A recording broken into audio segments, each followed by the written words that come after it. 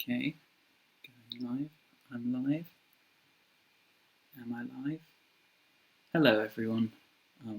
If you're there and you can hear me and everything's okay, please leave a little comment or something so I know I'm not just shouting at my bedroom wall. How are we all? I hope we're okay.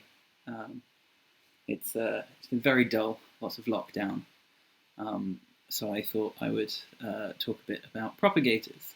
I was going to do this last week, and then I didn't get my act together quick enough. And Chris Penner jumped in and gave a much more exciting talk about lenses. So I ended up just watching that instead of doing any sort of stream.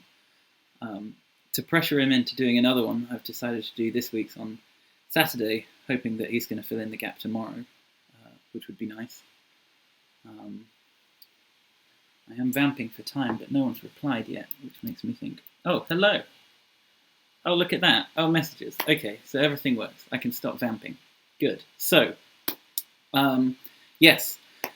Today I want to talk about propagators. Propagators are a topic that is, I think, super interesting and woefully under-discussed and understood.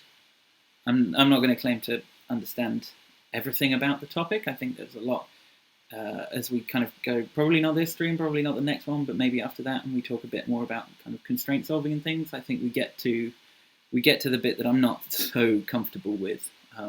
So kind of my hope here is that if everyone understands a bit, then someone cleverer than me can fill in the gaps, and we all win. So I first want to kind of start with a motivation and a way of thinking that is a bit odd, and it's this notion we have in Haskell, this notion we enjoy of referential transparency and purity and immutability and all these things that we think are very wonderful and good. And the way I want to explore that is by looking at this little example program. So there are lots of definitions of kind of. I'll keep saying referential transparency, and I hope you'll know what I mean. But the idea that a value has, a variable has a value, and it will always have that value throughout its lifetime, and it won't change. It can't be mutated, and because of that, we're able to reason more easily about what our program's doing. But I think there's kind of another way of looking at it that introduces the idea of propagators a bit more smoothly, and that's if we take this example program here and we say something like, okay, well, what's Z always defined to be? And we can see there that 2 plus 3 is 5, right? So we have an answer for that.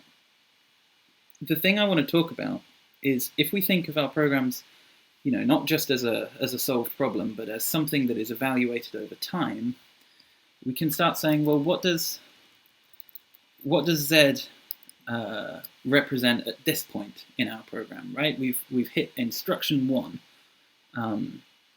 We don't know what Z is yet, right? So it doesn't have a value.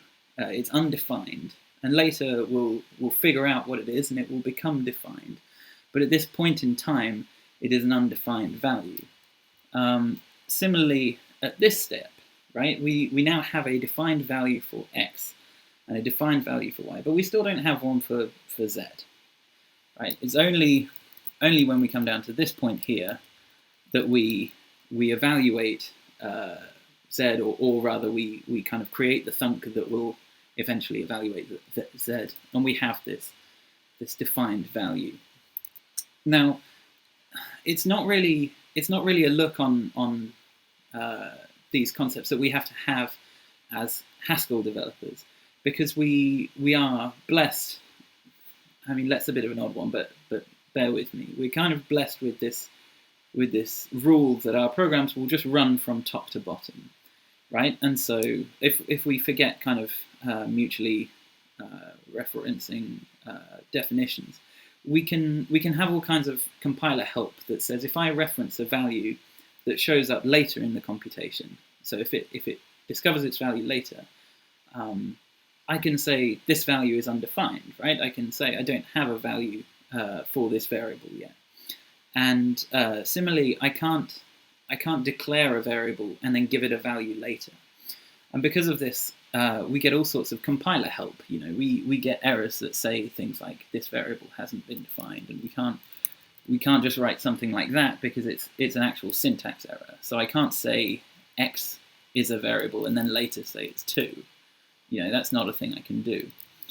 So in that respect, because we have these kind of these ground rules, right? I can't talk about variables that don't have values yet. The compiler can give us a lot of help.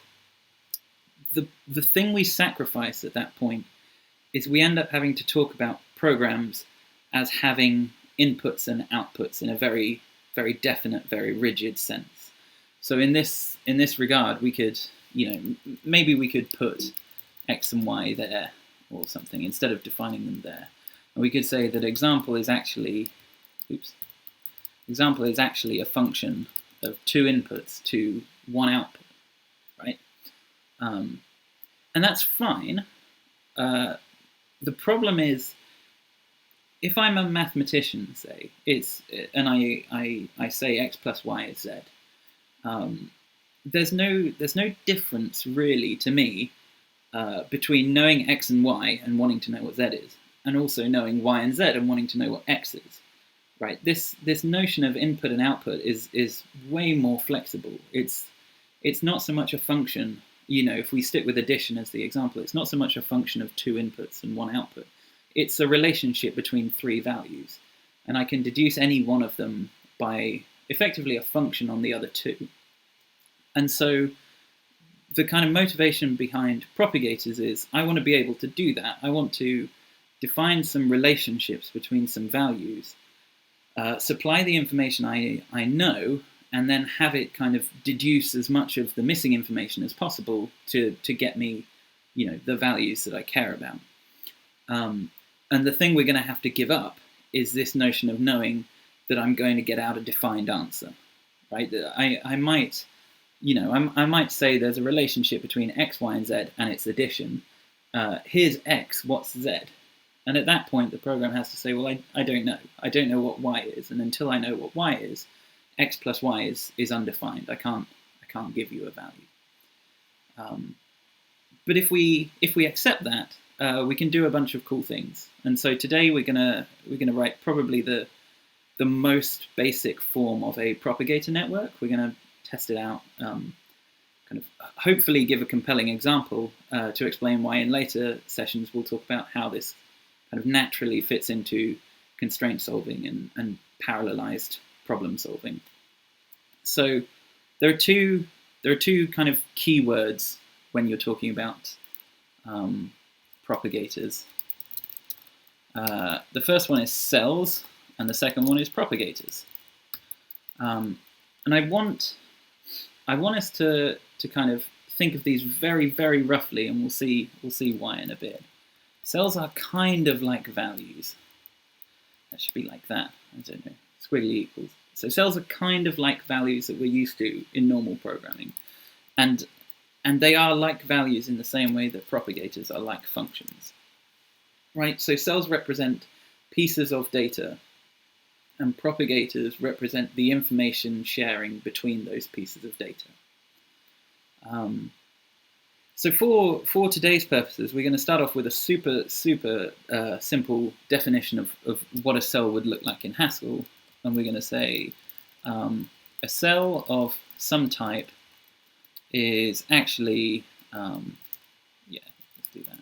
It's actually an IORef of maybe that value. Okay, now I have to start turning things on.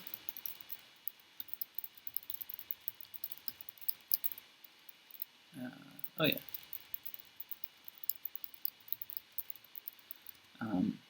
So it's a value stored in a ref that may or may not be there. It won't be there if it's undefined. It will be there if it's defined. And we're kind of going to write primitives. So people don't really need to care about this when they write code, but under the hood, that's kind of what's going on. There's this decision or this choice in every value between whether or not it's defined yet. So this is fine, right? We have this this cell type. We probably hide the constructor so no one outside our module can get to it. And we can make one. That's fine. So we can make an IO. Let's just qualify some imports. So given an X, I can, oh goodness, I can new IO ref probably. Write that. Are you happy? Yay!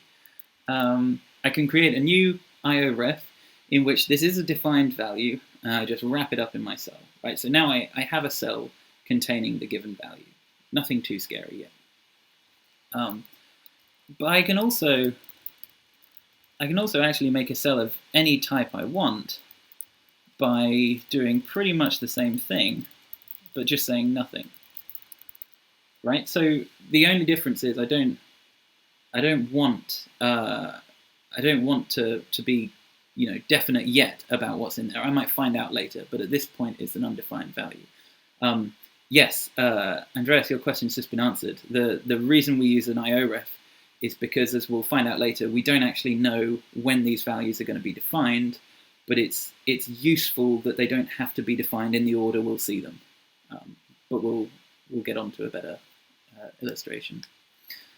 So the next thing we could do that's quite useful is we could read a cell, and we'd get maybe X. And read is just IORef, read IORef composed with to ref, I guess. It's happy, good. Still writing Haskell, good. And so this is fine. I can make them, I can read them, and it would be quite useful if I could write to one. So writing is where I think this starts to get a bit more interesting. So to write to a cell a given value is going to be an IO action, right? It's potentially going to update an IO ref. And maybe at this point what this looks like is I'm just reinventing mutable state, and that's not good. That's not why we're in Haskell. And write is, for our purposes, going to be the only way I can actually mutate the values inside the cell. So the principle here is if we're really careful about what you can do, how you can write, the mutability is not something we're going to have to worry about. But again, we'll get to it. So we have a ref, we have an update, and what we want to say is,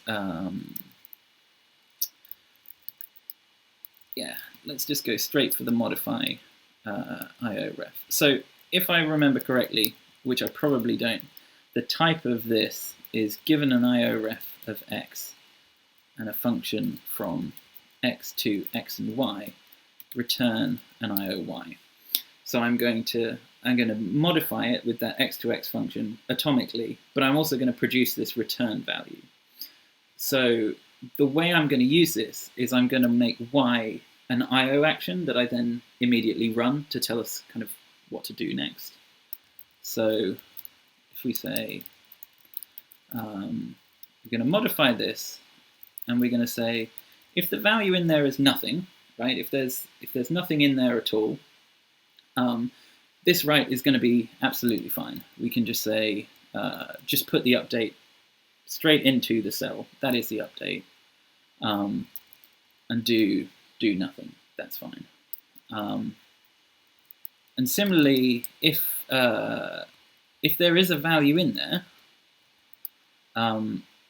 then we've got a slightly more interesting situation. The first thing we try is we say, does the value in the cell equal the update we're trying to write to that cell? In other words, does my current information agree with my new information? And if it does, we just leave it and we carry on as we were before. And if it doesn't, right now, we just blow up and we say, oh no, I have no idea what to do at this point. Two parts of my program disagree. Goodness. That's how syntax works, isn't it? Block arguments, let's turn them all on. The last statement, yes. And then we'll just run the thing. So all we've done at this point is we've said to write to a cell, the cell either has to have nothing in it, or what's already there is what you're trying to write. Anything else, and we're just it's runtime error, right? Something is wrong here. So just as in Haskell, I can't assign to x the values 2 and 3. When I'm talking about propagators, once a cell has a value, it has a value. That's the value it gets forever. And if two parts of my program ever disagree about what that value should be, there's something wrong with my program, and it should explode. The keen-eyed among you will notice that that action, currently, whatever happens, doesn't do anything. We will come back to that in a sec. But all I wanted to illustrate at this point is that we can use this atomic modify IO ref to make a change inside an IO ref and produce an IO action all in one atomic chunk, which, if we get onto parallelizing this, becomes very useful. But yeah, so at this point, I can write, and if everything's okay, we'll have a lovely time. We can probably test this. Let's have a go. Let's do some live testing. It's even scarier than live coding. So let's make a cell called x2. Let's write 2x a2, and this should be an int. Then let's read x and print out the result. Right, are we okay? Let's just hide read from the prelude, and let's run main. Just 2, okay? So we write into the cell a 2. We create a new cell with a 2 in it, and then we write a 2 to it. And because everything's fine, because these two input sources agree, it'll still be a 2. What happens if we write a 3? Everything explodes, right? End of the world. My program is wrong. Something's gone horribly wrong. Two sources disagree. Again, we will kind of get out of runtime error space later on, but for now, it's just enough to see that kind of this is how consensus works inside a set of cells. So that's fine. Everything's okay. The problem we now want to address is I have values, and they are cells, and I have ways of reading them and writing them. Oh, sorry, questions. Just here for the typing ASMR. Good. I'll start whispering if that helps. Did the stream freeze? I'm really sorry if it did. I can't really do anything about it. And the dollar greater than is a GHCID thing. Yeah. If you put the, I think it's -A flag, it just evaluates whatever follows it as a REPL command, which is really cool. So propagators. So what happens if I want to relate x to y? What I want to be able to do, and we will see how close I get, is I want to be able to say, y equals x plus 2 or something. I want to create that relationship between these two values. And given that I spent all that time at the beginning telling you that it would work in both directions, I'd also quite like that to show that x is also y minus 2. I'd like the relationship in both directions. So how do we do that? Well, at the moment we've got enough primitives to solve one of the problems, and the way we do it is we would read the x cell, get the value, add 2 to it, and write it to the y. That's not super useful. If we do that, then this is just a very long-winded way of having what we had before. The reason that propagators are interesting is because we actually want a kind of live plugged-in relationship between these two cells, such that any update to one will instantly update the other. And then, once we've created all these relationships, we can stop reading and writing explicitly to cells. We just sort of assume that everything is cooperating. So to do that, we need to modify a little bit our definition of what a cell is. So right now a cell is just a ref that maybe contains a value. I want to change that to say it maybe contains a value, and also it contains an IO action. And the IO action will be called every time the value updates. So effectively that's twice, right? That's well, perhaps not even that, but it's once at declaration, and it's once when it gets assigned a value. We'll see, probably, again, not this stream, but in later streams, propagators become a lot more interesting when you stop using this kind of black and white notion of defined and undefined. There are quite a lot of types where there are kind of levels of definedness. So a nice example is like an interval between two doubles or something. So a more defined interval is a smaller interval, let's say. So every time an interval shrinks, we want to call this action. Or say, as a set gets smaller and closer to a single value, we call that a more refined value. So right now this seems a bit redundant, but as we kind of generalize out this maybe to a different structure, it will become more useful. So if we do that, we will inevitably, well, first we'll get a syntax error. That's not ideal. Let's just hide that away. More typing for Ollie. And okay, so now we've got some problems to fix. So the first one is, when we make a new cell, then it has no work to do yet, right? As we'll see in a bit, no one's listening to a new cell yet. So this is all fine. And similarly, if it's unknown, it's the same deal, right? There's no work that needs to be done yet. Now, read. Goodness, I think we just probably fmap first, don't we? Yeah, that'll do. Good. So now we come down to the fun bit. So how does writing work? So what we want to do with our write now, as opposed to before, is we want to say inside a given cell will be the current value and an action. I'm going to make that right-hand side just a little bit smaller. I hope that's all right for everyone. Let me know if the font is too small. No one's complained yet. So I've got the current value and I have an action, which means this action is now really annoying. I'm just going to replace that with join. Sorry in advance, because it's doing the same thing. So at this point, I want to case on what the current value is. And then we get back to this and we say if it's nothing, then we want to write a value. That's good. We want to write the update that we were given. But we also want to run this action, right? So now it's not just pure unit. Now we're saying when this value updates, run the action that's associated with it. Run the listeners, the callbacks, whatever we want to call them. If it's just the value and the values happen to be equal, then we can leave this as it is. We've got nothing to do in that case because nothing's changed, right? We have no new information, so we can leave it as is. We will have to add the action. Oh, it's all getting too long now, isn't it? Let's put that there.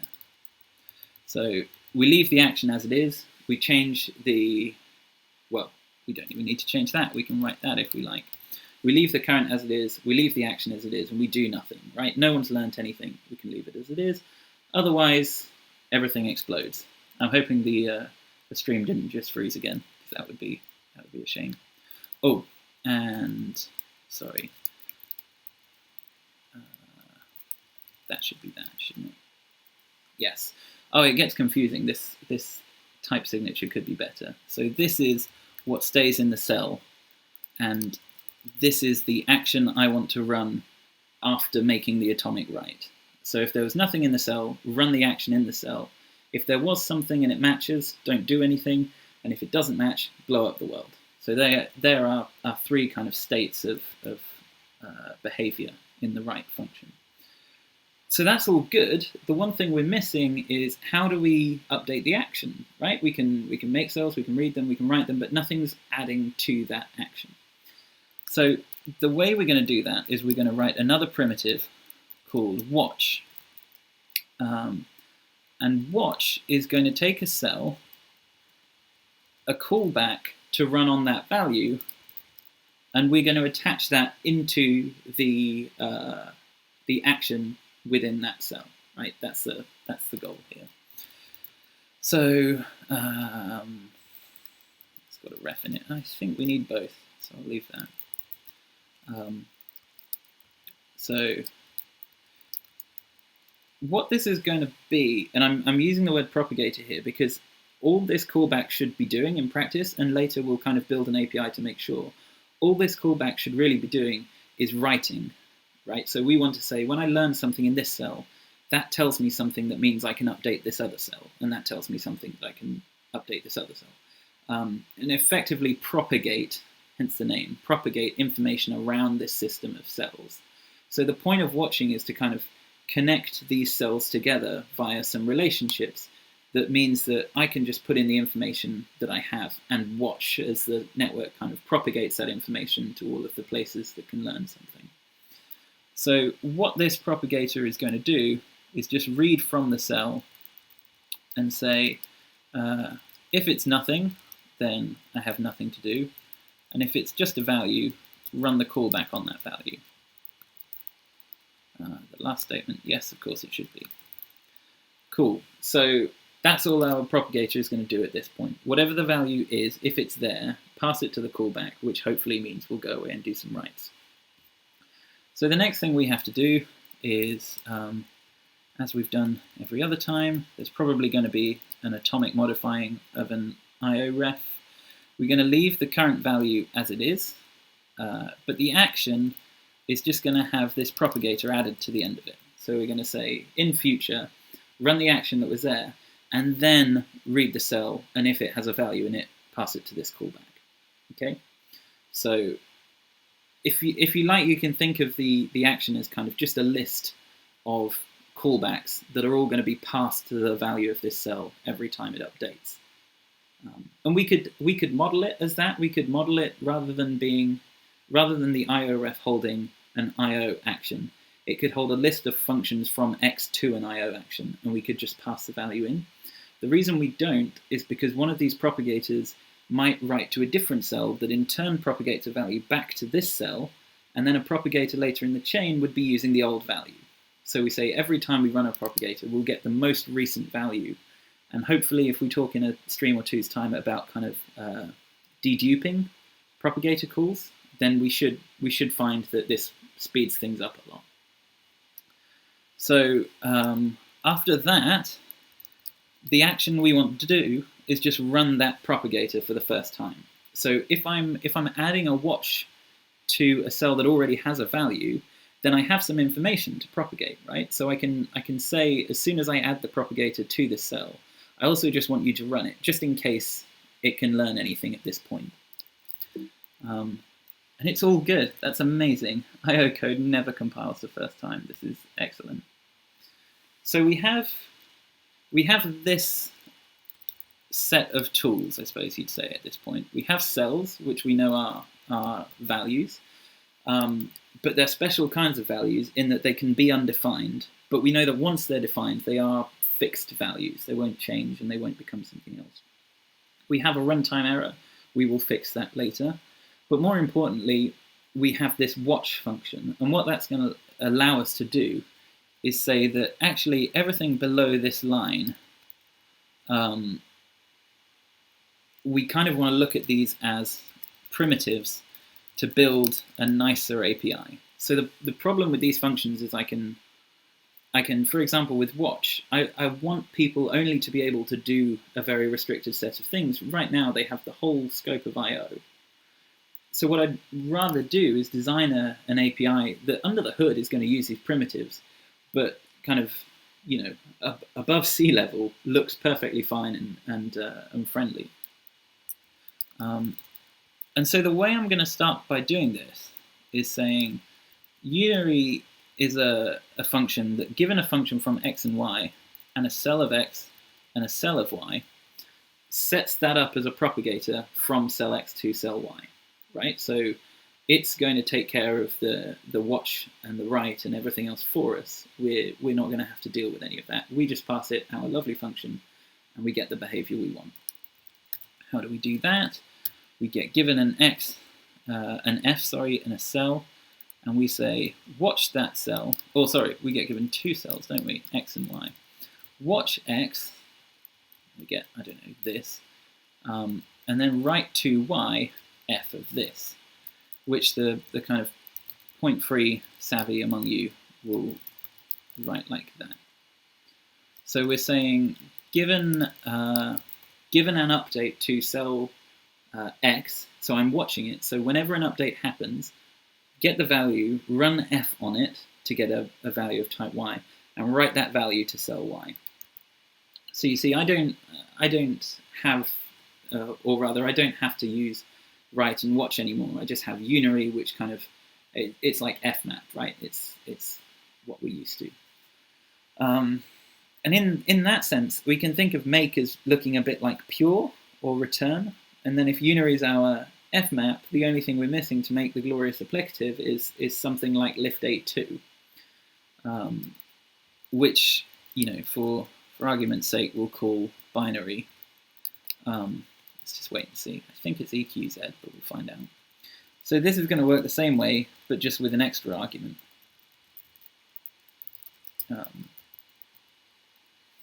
And so, what we are going to do now, it gets a bit more interesting. I'm sorry about the names. There must be better names, but I haven't figured them out yet. So I'm going to watch X's, and that's going to give me a value of type X. You see what I'm kind of going for. Then I'm going to read Y's, and I'm going to say, if the answer is nothing, then do nothing. If the answer is just Y, then write to Z's fxy. Yeah, there it is. So every time a change happens in the X's cell, in the first cell, I want you to go and find out what the value is in the Y's cell, and if it does have a value, then I have two arguments for the function. I can pass them to the function, and I get a result, and I can propagate that onto the Z cell. What's the... Yes, sorry, someone's already answered. You're much quicker on the questions. The type of watch is down here. Yes, so cell and callback. Sorry. So, yes, so watch the X's, and whenever I get an update, read from the Y's and pass these in. What's interesting here is I can actually do better than that. I can say, while you're there, also watch the Y's, and if you ever see anything, read the X's, and then do the same thing, right? So binary actually sets up two propagators, and it says whenever either of the cells change, we're going to try to see if we can write to the output cell. So, I mean, this is exciting, right? It means that it doesn't matter which one you write to first or second. Eventually, as long as they're both defined, then the answer will be defined as well. Cool. Okay, so now we have this little API, which I think is quite neat. I really do think this is quite neat. So we have make, which I guess for convention's sake, you could probably call nullary, but I think make is maybe a better name. Unknown, which is like make, but it's not a defined value. And then unary and binary. So, yeah, let's pick up our main function again. And let's look at this example and say, I don't know, X is a cell of an int, and that's going to be make, I think we said 2, and Y was 3. And then we have some unknowns. So unknown, unknown, unknown. And the thing I want to figure out next is how do we model these relationships in our propagator network, such that they're kind of live and connected and constantly watching to see what we can do. And the way we would do it, let's write an add, which says given a cell int. In fact, if I say this is cell int, I don't need these type applications, do I? Type annotations, sorry. Let's take 3 cells and let's code in that relationship. How do we do that? Well, we say there's a binary function from x and y to z. Perfect. And we can say add x, y, z. Everything's okay. But as we mentioned earlier, I promised you better. And propagators lets us also say, well, that's also going to imply that z minus y is x, right? So actually, add is more capable than just adding two numbers together. I can also subtract numbers from a result. And in fact, I can add that as well, right? Saying that there is an add relationship between three numbers should set up three functions. And that's what this does. So that's exciting. But we also see on this line, we've got this negation. Well, negation is another interesting one. If I have two cell ints, there's a unary relationship. This is where I need to qualify a prelude import, isn't it? Qualified prelude as p I negate. Yes. Way ahead of you, GHC. So I have this unary relationship between x and y, and it is the negate function. But I also have one back the other way, which is y and x. And in general, this is true of all isos, right? If I have an isomorphism between two types, then I have a relationship that means knowing one is enough to know the other in all cases. I shouldn't have to. I shouldn't have to have this kind of. Oh goodness! If Chris Penner was here, he would tell me what it's called. But we need a function to flip an iso because it's not just a case of establishing the relationship. We need a function that transforms our function to make it go the other way. Whereas if we build our primitives in this style, kind of adding the wiring as we go, then when we compose them into bigger programs, it's all done for us. So let's come back to this, and let's say W is the negation of Z. And if we add Y and W, we get O. I want you to read O and print it.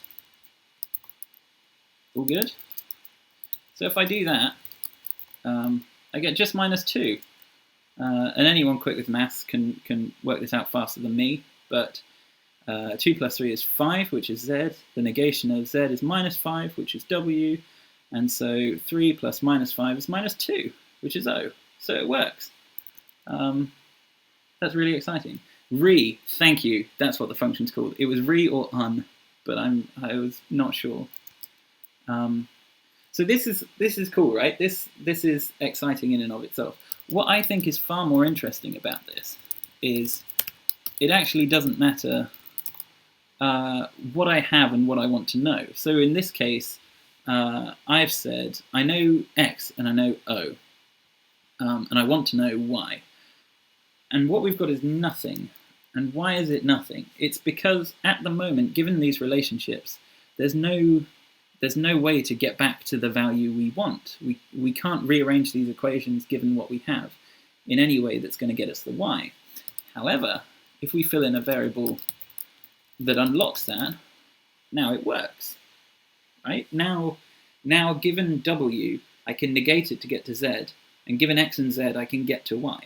And all of these rearrangements of those functions just happen as a result of setting up this network and setting up the listeners between them. There's no extra work on my part, right? What ends up being the input and the output to this function is kind of a decision I can make a bit later on. You know, I can imagine writing a program where I just return all of the nodes involved and you just fill in the ones you have and see what comes out.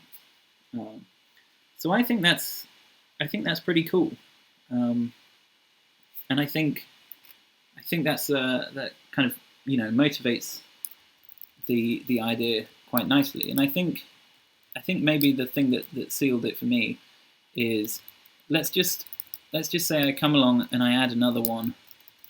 There's negate O P. I want to read P and print it. That adding that extra equation and getting all of the wiring for free was a remarkably painless process. And trying to implement that in a different paradigm, trying to implement that in terms of the functions in all directions, is a scary prospect. And this, to pick a less contrived example, if any of you did mechanics, then you've probably seen equations written in terms of these variables, like v equals u plus at, and s is ut plus at squared over 2, and all this sort of thing. There are a bunch of relationships that relate things like initial velocity, final velocity, acceleration, time, displacement, acceleration. Got them all, yes. And you figure out answers to these questions. Given this initial velocity and this eventual velocity over this time, figure out what the acceleration was. And in high school physics, you figure these out by rearranging this set of equations over and over again until you're blue in the face. And with this system, I just state those relationships, right? I just put them all out explicitly, and then start plugging in the values I have, and that rearrangement and that kind of calculation just happens as a result of the network. So it's super cool, and maybe you can start to see, if you squint a bit, how this fits into constraint solving. If you think about a problem like Sudoku, where I say, this cell definitely contains a 2. Does that help anyone else? And a different cell that could have been a 2 or a 5 now knows it can't be a 2, so it knows it can be a 5, right? These kinds of relationships across a Sudoku board don't happen in a kind of sequential order, right? They information I gain later can influence variables I first declared very early on. Can you solve linear equations? Yes, you can. Depending on the equation, and we will maybe next time, maybe the time after. Depending on the equation, you can do some really interesting stuff with functions that aren't quite injective. So, for example, the square root function, sorry, just the squaring square root relationship is not necessarily injective because what's the square root of 4, right? There are 2 answers. But if you have a network that's capable of saying, this cell's value is one of these things, then you can effectively propagate in that direction. You can say, I don't know exactly what the answer is, but I know it's one of these things. And so your flexibility around that becomes a lot greater. In terms of scale, I don't think there's a good answer because it's massively implementation dependent. Again, it might be a few streams before we get into it, but there are all sorts of ways you can make this much, much, much faster. And I wrote a library to mess around with this, and I didn't really touch on any of them. And it's a thing I'm now kind of trying to work through. We'll talk about it at a later date, but the answer is yes. You can, in general, any sort of, if we think of equations as relations, then they're just a specialization of this technique. So that kind of covers setting up a basic I/O propagator network, establishing relationships, how we would write them, how we would propagate that information. The only thing I want to do in the last 15 minutes, I don't think it'll take that long, is I want to get rid of the runtime error. Because at the moment it's a bit of a shame, right? This system all sounds very good, but ultimately, if I read from user input and they say 2 plus 3 is 6, my program just explodes, right? Because there's a contradiction. I've told it there's a relationship add between 2, 3, and 6, and it's saying, well, 2 and 3 is 5, and that doesn't agree with 6, so blow up the world. And that's a shame because with a lot of constraint solving problems, we don't know which are going to work up front. So it would be nice if we could observe a failure, right? It would be nice if we could run a program, see if it fails, and if it does, try another one. I think next stream we'll also look at, you can do some real magic with propagator networks, figuring out which part of the computation caused it to fail. So it's really useful if you can allow failure in a recoverable way. And the cheeky fix, and it is a cheeky fix, is you you ask yourself, why doesn't it work? And the reason is because if I have to write to a cell that is maybe 2, the value maybe, just 2, the value just 3, they don't agree, and nothing already means undefined. So we don't have a value to mean a contradiction has happened. So the trick, if you like, if we can even call it a trick, is just define a new data type that looks very similar to maybe, almost identical to maybe, but then just add a third constructor called contradiction. And the only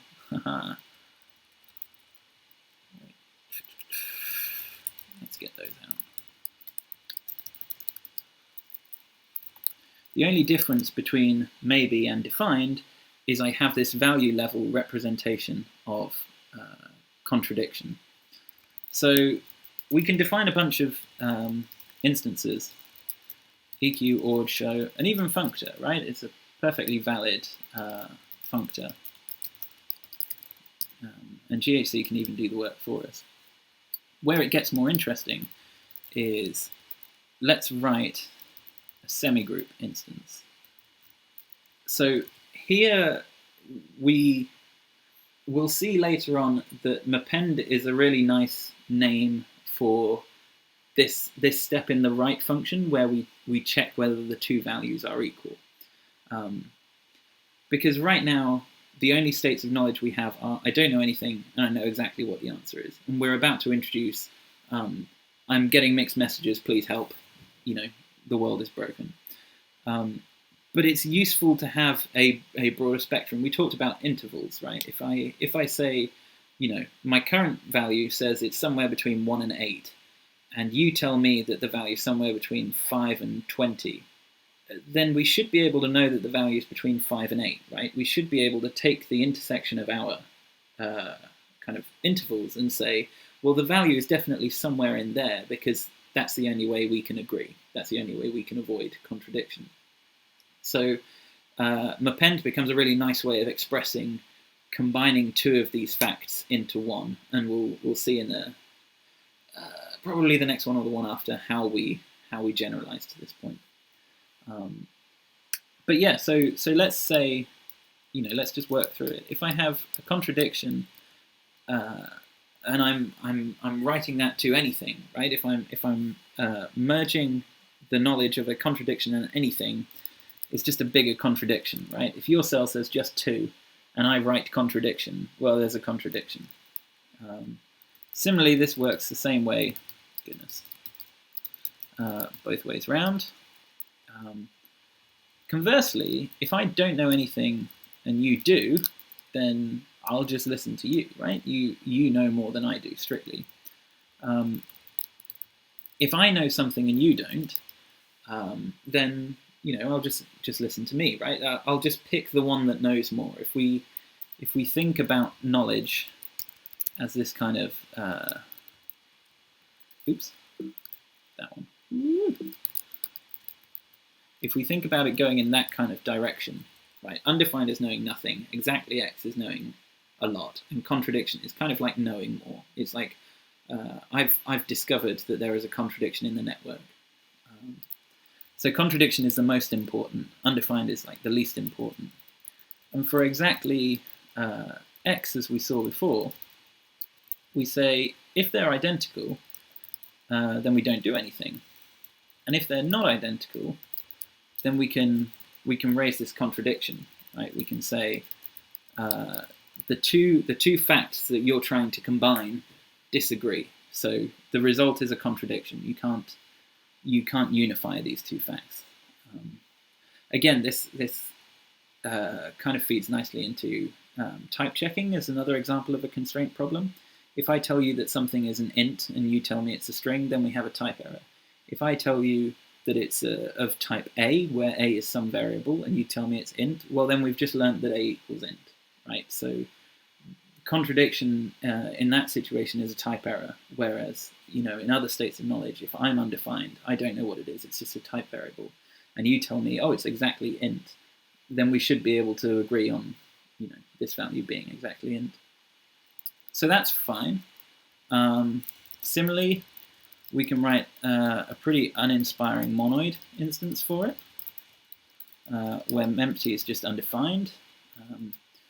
Please feel free to check that makes sense. But there's another interesting instance we can write here. We've already written functor, but what's maybe not immediately obvious is defined is also an applicative. So what we need to do here is think about what pure, and I'm going to use lift A2 because I think it works out a bit neater. Control applicative, probably. Yes. Yes. So pure says I take a value and I just lift it into this defined context. So it shouldn't come as a great surprise that pure is just exactly.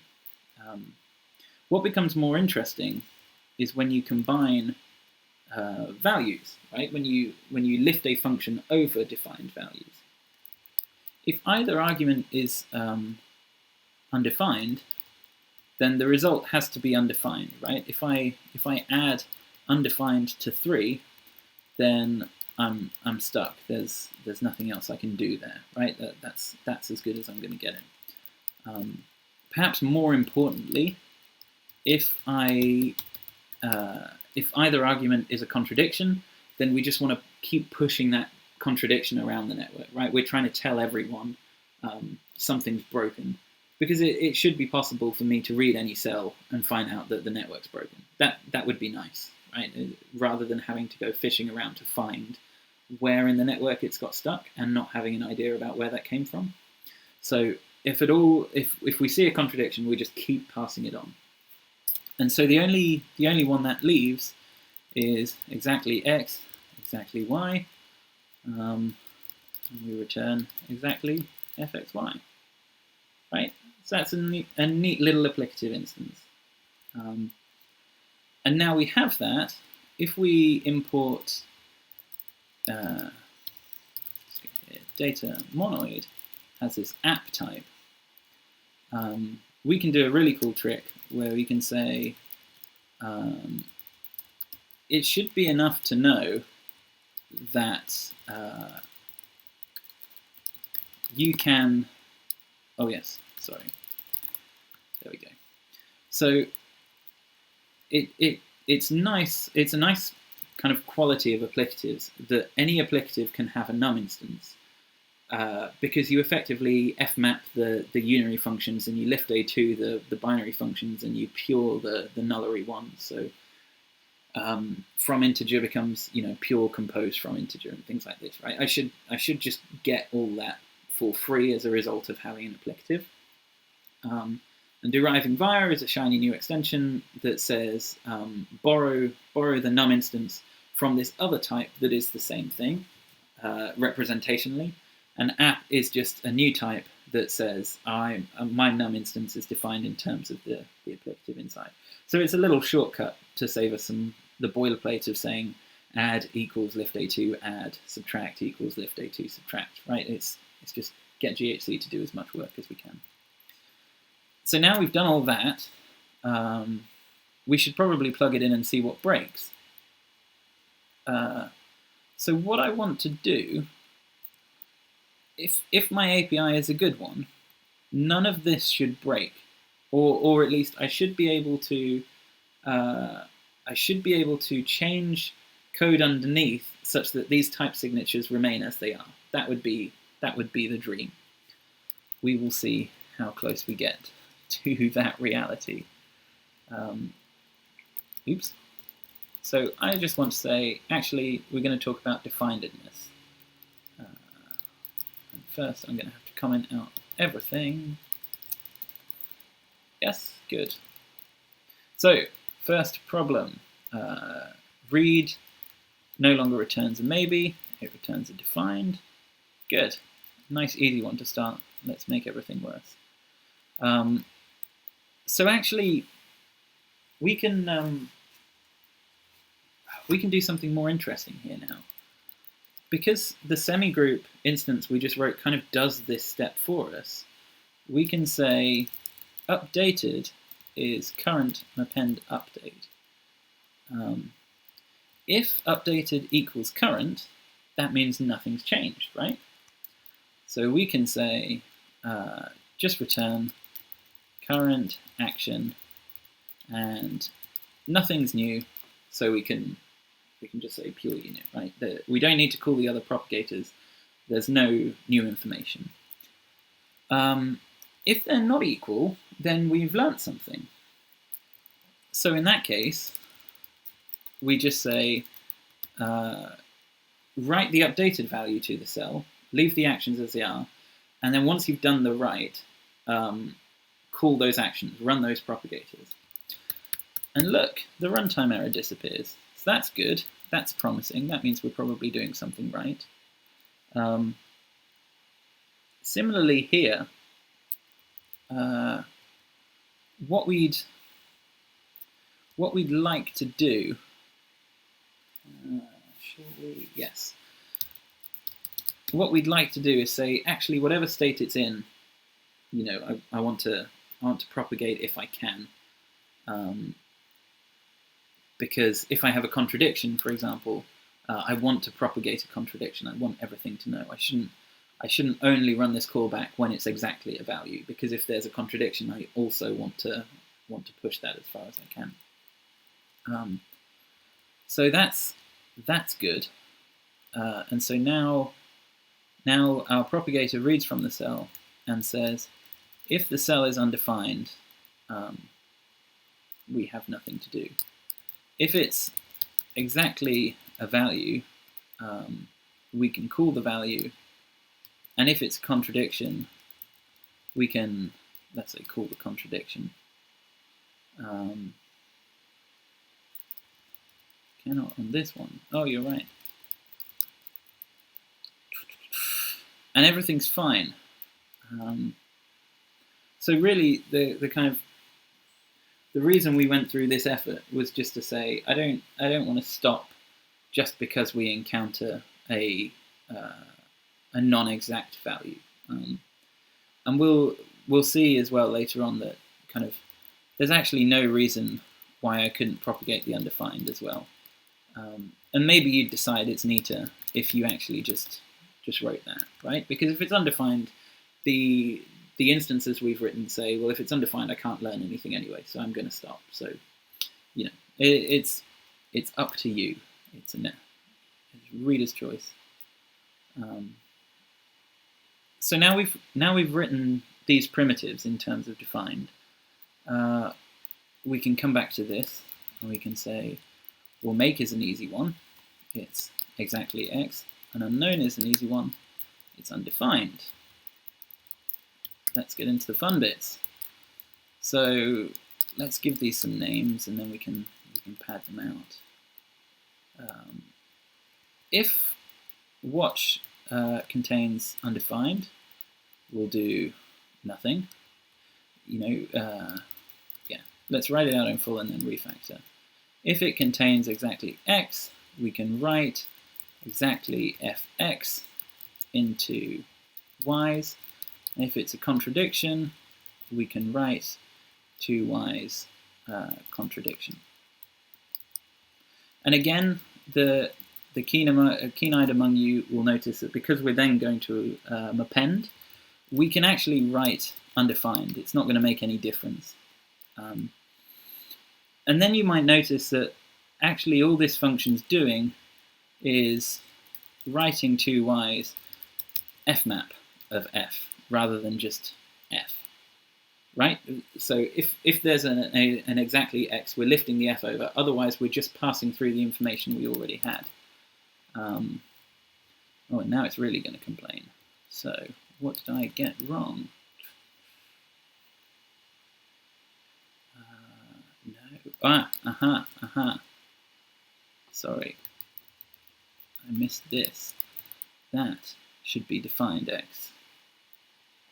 Good. Weird that didn't break things earlier. Interesting. Cool. So we have unary, and that's very uninteresting. And binary, again, we could write it out, and that would be fine. But the thing we're probably expecting, just from our Haskell intuition, is that the answer is going to look something like that, right? It's going to be of this shape.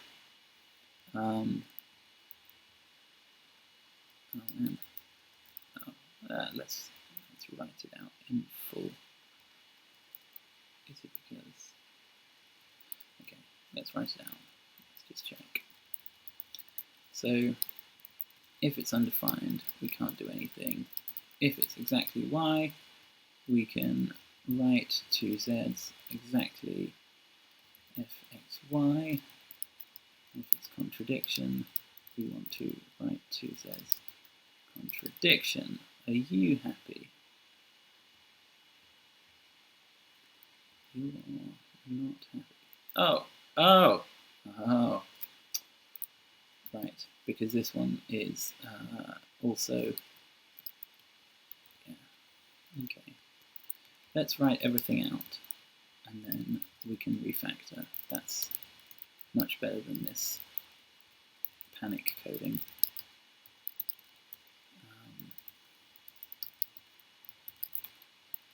We happy? We're happy. Okay. So, if we look at the middle, just as we did last time, we can say undefined is the same as writing undefined, which means this whole thing is kind of equivalent to write z's plus given a y fxy, which is the same as that. Let's find out. No. Okay, hold on, sorry.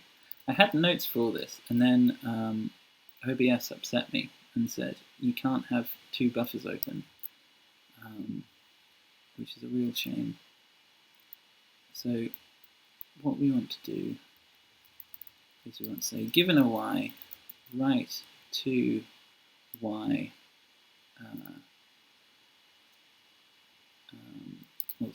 write two z's f of x, f mapped over y, right? That's right, okay, good. Which is real ugly, but if we if we add this back in, let's see, what don't you like? You should be IO, and I have x and y, defined x, defined y,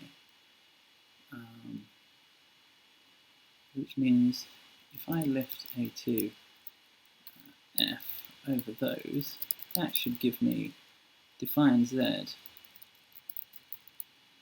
Yeah, oh okay, I must have missed something earlier, that's embarrassing.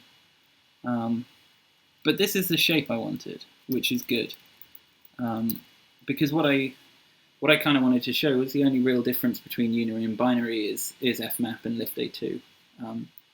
Sorry about that. I don't know what I did wrong. I'll watch it back later and scream at it, as I'm sure many were. So we've now written everything in terms of defined instead of maybe, and what that's given us is a value level representation of what contradiction is.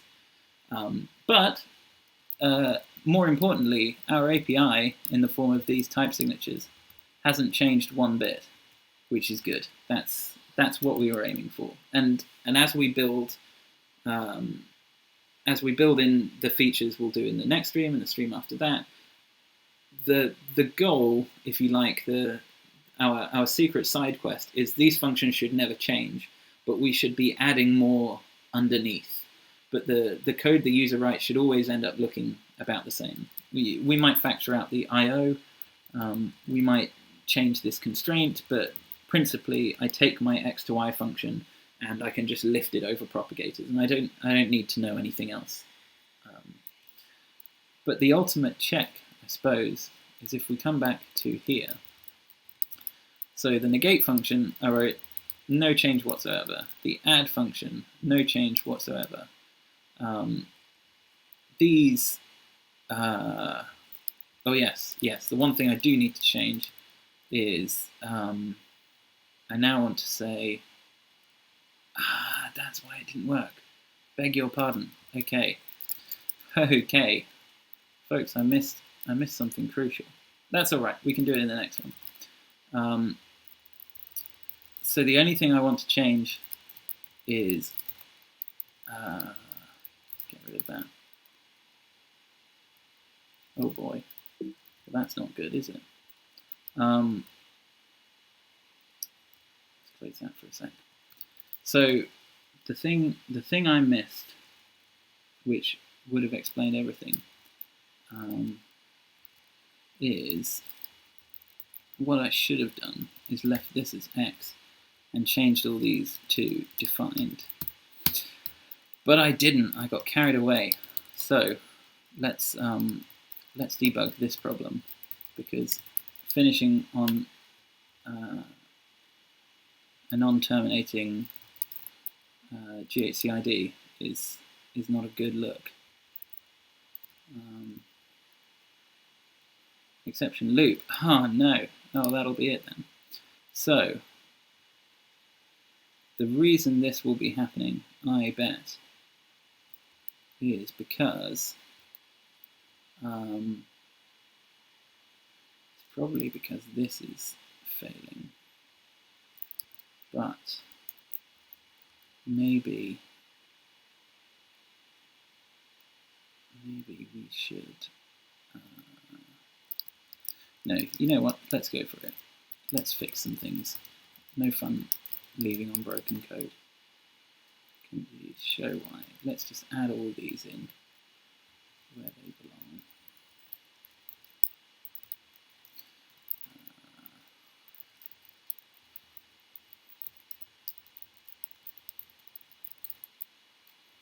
Good. You're broken. Let's import debug trace. Trace m. Let's go down to right, and let's trace m. Right, let's give that the old trace show m current. Oh, there it is. No one told me. Current update. That's why the compiler didn't complain earlier. That's why it didn't give me an error when I changed the type of update. Because this is an infinite loop. That's no good. There we go. So now we get the answer I wanted. Ah, no. Classic error. That's what I get for naming all my variables different conjugations of update. But yes, so now we get to this point where we say, you know, add 2 plus 3 equals 6, and it's not happy. But crucially, we haven't got a runtime error now, we've just got a contradiction, and contradiction is a value, and we can look at it. So I think I did promise mutable state and runtime errors, and we did have both, but we will end with half of my promises kept. So that's everything I wanted to cover according to my paper notes, which didn't contain working code, which is a shame. I hope that was coherent. It was all going very well until the end, but we did get there, and everything seems to work. So I think now we have a working network. The next problem I want to address is right now when something doesn't work, we just get the word contradiction, which is fine, especially when our program is this small, you know, especially when we have 4 instructions, add, negate, add, negate. But in very large systems, this is really annoying because it doesn't tell me where an error happened. And I mean, we're Haskellers, so we're used to not being told anything when problems occur. But a really interesting feature of propagators, or at least this API, is you can add a feature called provenance, which is when I write a value, I'm also going to write a set of the authors that led to that value. So the way that ends up looking is, I say, I don't know, I write a function called save, and I say, Tom says 2, and I say, I don't know, just for the key sounds, Ollie says 3. And then when I get a contradiction, what I want to hear is actually, there's a contradiction, and it's because Tom and Ollie don't agree. And if I can label variables based on who told me this thing, then I should be able to figure out which of my sources disagree. And more interestingly, when you get to constraint solving, if you can figure out which sources disagree, you can filter out all possible configurations of input that contain that subconfiguration, right? So any input in which Tom says 2 and Ollie says 3, you can just throw away, right? You can say one way or another that will end in a contradiction, so let's not even bother looking at it. And the smaller you can make those contradiction sets, the quicker you can prune the kind of the tree you have to explore. I think it's called dependency directed backtracking in the literature.